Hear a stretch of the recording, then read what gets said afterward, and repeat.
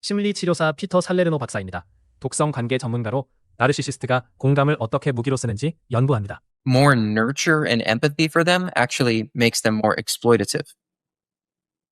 Oh, hang on. So no, wait a second. So you're telling me that a lot of these people are immune to punishment and encouraged by empathy. Yes. Now we see that we actually see this in clinical practice, which is interesting because when you work with individuals who have severe personality disorders, they actively put wrenches in the therapy process. They derail the process. In what ways? Well, they exploit your empathy and your unconditional positive regard for them and you believing their narrative. They exploit all that. So treating them and dealing with them in a clinical setting is one very telling of how they operate in their personal lives, where they're derailing and manipulating the narrative so that you guys don't reach a common ground. Seems like completely counterintuitive to most people, but that's what they're in fact doing. They're making it so that you can't reach a common ground with them. So there's that. So sorry, just on that, they're trying to maintain control and distance. Mm-hmm. I'll give you what I know, or what I think that you want from me, some sort of performative. So these are what we call ego syntonic disorders. What that means is they're comfortable in their own skin. Okay, so they're not experiencing the aftermath of these interactions as symptoms or side effects and wondering, what am I going to do about this? Every time I'm in a room with somebody, they start to feel fearful. What's wrong with me? They don't think that way. If a person who would think that way would be experiencing something that's ego dystonia. This is interfering in my life in a way that I can't tolerate it. It's making me uncomfortable. I want to rid myself of it. I'm going to do whatever it takes to stop doing this thing, feeling this thing, saying this thing, having this dream, whatever. That's ego dystonic. That means the person's aware that it's a problem. They don't like that it's originating in themselves. They want to get rid of it. Personality disorders don't have that process because these are ego syntonic. So what that means is they're in harmony with the way they are. They just experience conflict when other people confront them about the way they are. So nothing in them is internally motivated to change because they don't think that the problem is originating with them.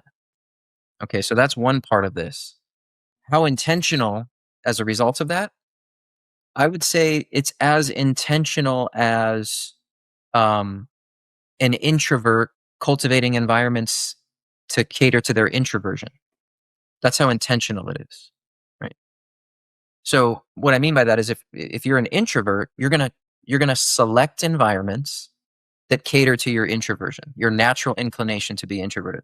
And what does introversion entail, right? So you're gonna start creating environments that cater to that trait. And that's exactly what individuals with personality disorders do. They cultivate, select, modify their environments intentionally based on the traits that they bring to the environment. What sort of ways? What are the things that they do? Well, like a narcissist who wants to, be the center of attention is going to find a way to make an environment they're in. They're going to cultivate the environment and select things to say and do and operate in the environment to get what they want from it, which is attention. So they're gonna intentionally behave in ways that are attention seeking. Whereas an introvert is going to intentionally behave in ways that draw attention to others, and then they're going to regroup privately rather than go get stimulated socially because it doesn't do it for them. So whatever the trait is, those behaviors are going to the behaviors that you engage in are going to be motivated to cultivate how you feel with that trait. 이 사람들은 스스로 문제라고 느끼지 않습니다. 처음부터 바뀌려는 동기 자체가 없는 겁니다. How come? Okay, so one of the common patterns that I see people talk about online is narcissists pulling somebody in close and then suddenly pushing them away. Mm-hmm. Why does that seem to be a pattern?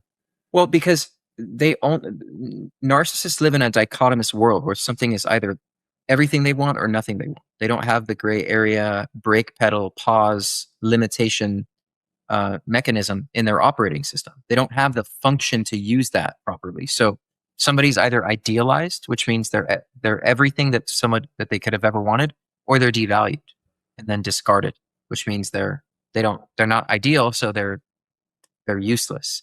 Narcissists see human beings and relationships as far as utility, not worth. They don't look at people how much they're worth. They look at how useful they are.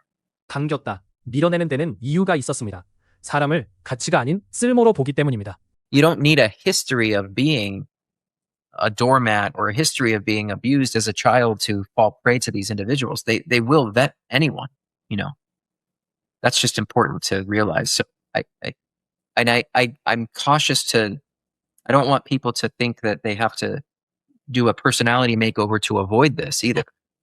I think that's what unfortunately, a lot of people that I've worked with and that I've consulted with, they tell me that they've gone to 3 or 4 therapists who have told them this only happened because you're codependent, or because you have an insecure attachment, or because you didn't work out your childhood issues with your mom and you were vulnerable to this.